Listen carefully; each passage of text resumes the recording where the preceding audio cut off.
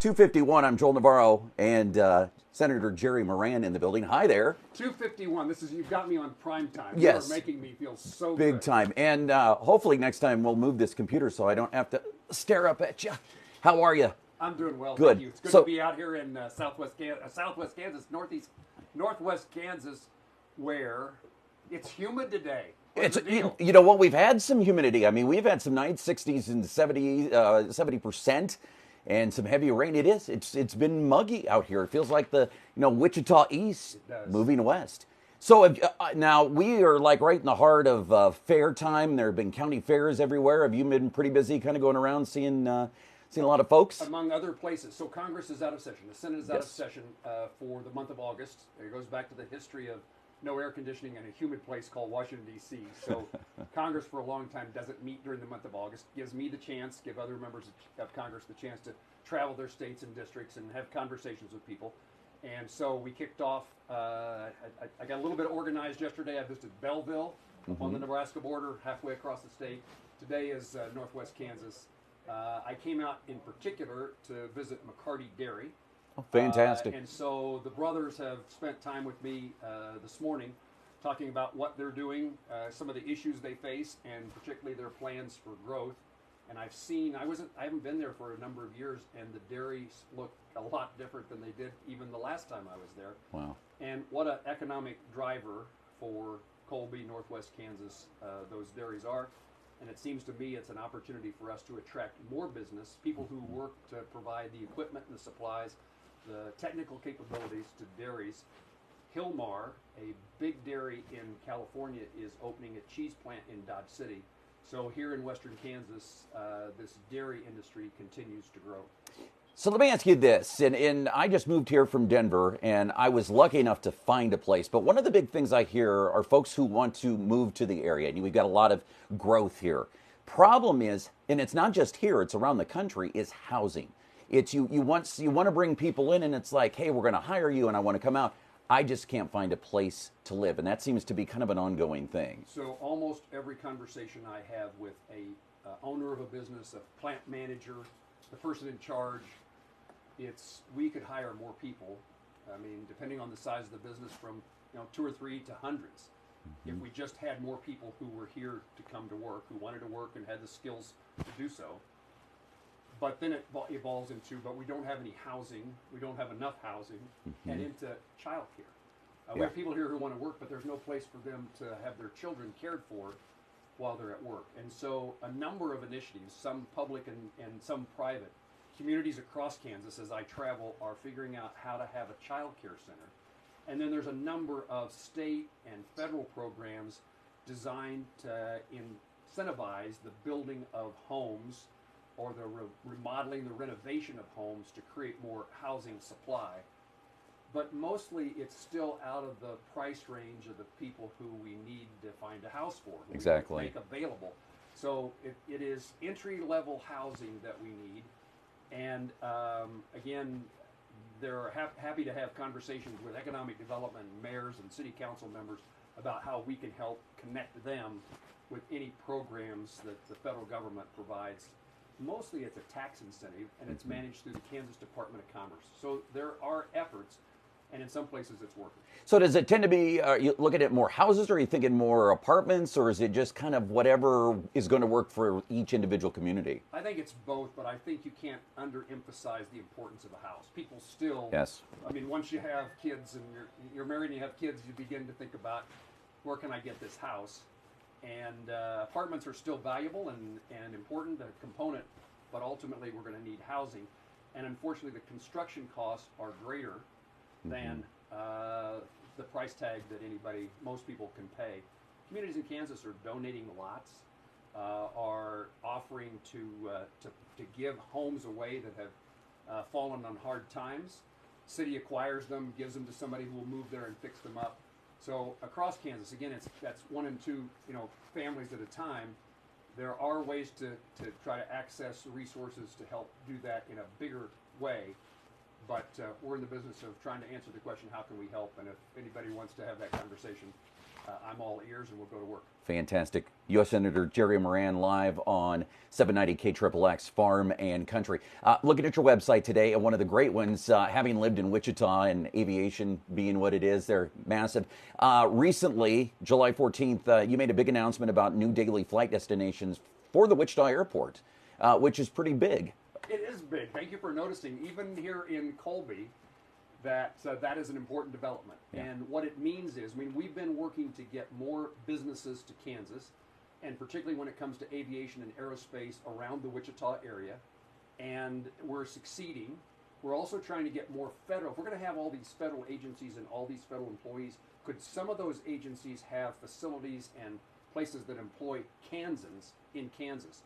And most recently, the ATF, Alcohol, Tobacco, and Firearms, decided that their national laboratory should be on the campus of Wichita State.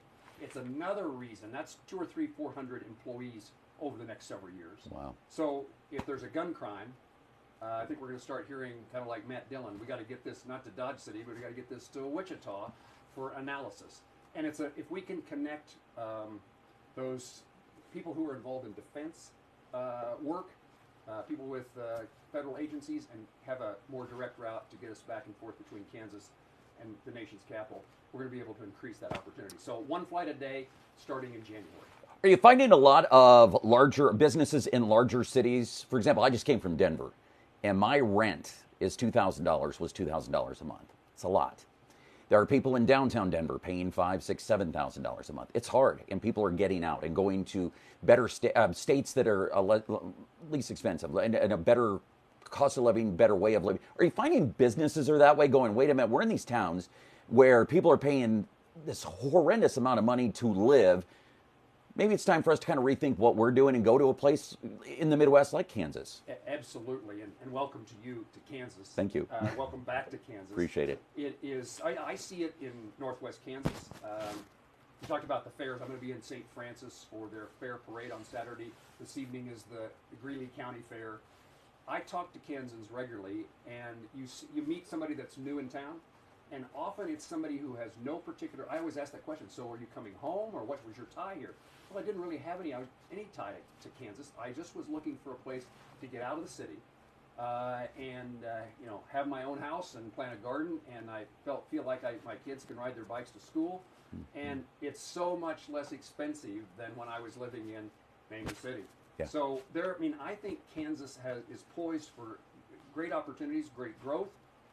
What we need is workers, people who want to work and have the skill set. Thursday, I will be back in Colby.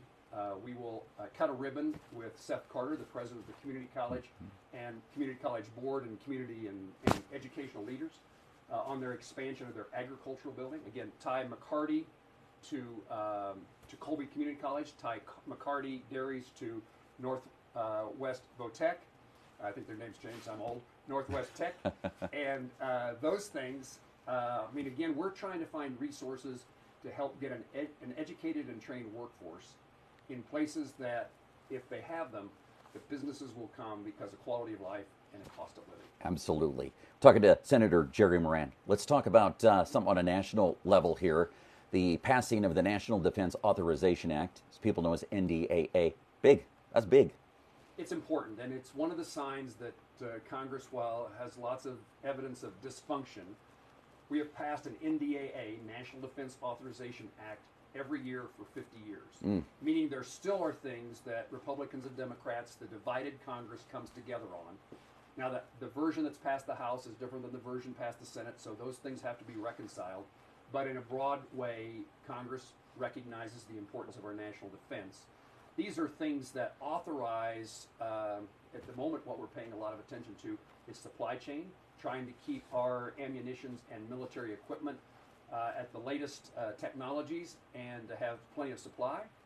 And the other part is cybersecurity, as we learn again this week about China and their planting bugs into our technology systems, our internet system, that then can cause significant damages whenever they want to turn it on. So cybersecurity is another one. It also takes care of places like Fort Riley and Forbes Field and McConnell Air Force Base and Fort Leavenworth, and increasing salaries.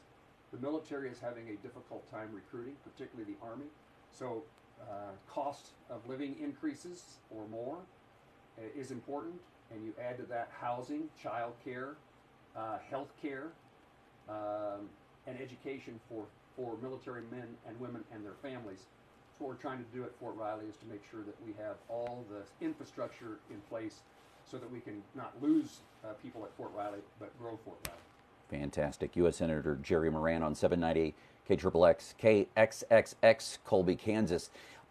You have talked about legislation to break up monopoly contracts for organ donation networks. Let's talk about that just a bit. First of all, could there be a better call set of letters than KXXX Isn't it in the country? I know. My first radio station that I started at in 1985 was KSSS 740 in Colorado Springs. And then when we'd come through here to go visit family in Missouri, I'm like, one day I want to work for KXXX. And here we are in somewhat. So you're right. I mean, organ donations in Kansas are important. And the issue here is that there's this organization that on behalf of the federal government allocates organs across the country.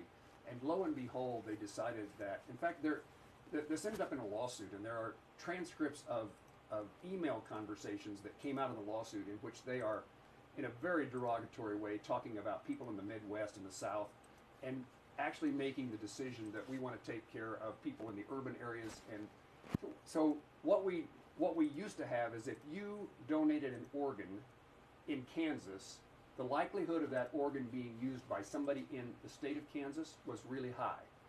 And because places like New York don't have the donors that we do, and the demand is high, they're trying to take the organs out of the Midwest and out of the South and make them available for people who live in the cities.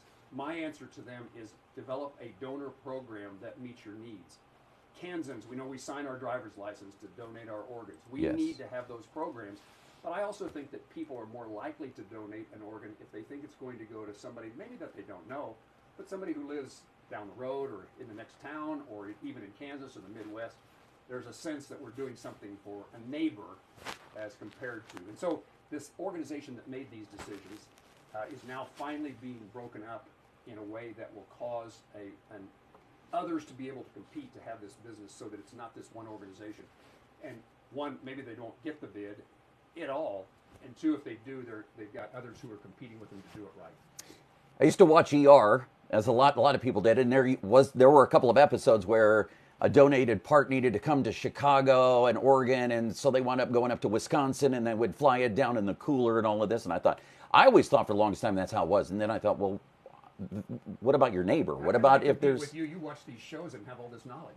Well, I just kind of make it up as I go. I can't say that I do that. That would be a terrible thing for me. That's right. I don't do that. So absolutely, there is a need for organs and organ donors. Yeah. We ought to be promoting that rather than trying to figure out how we disadvantage one group of recipients to benefit another. Let's increase the number of organs that are available. University of Kansas transplant program in Kansas City is renowned, is well regarded, and creates opportunities for us to not only harvest the organs, kind of I don't like that word, but I think that's what they say. Harvest the organs, really is, yeah. And make them available to folks that we know.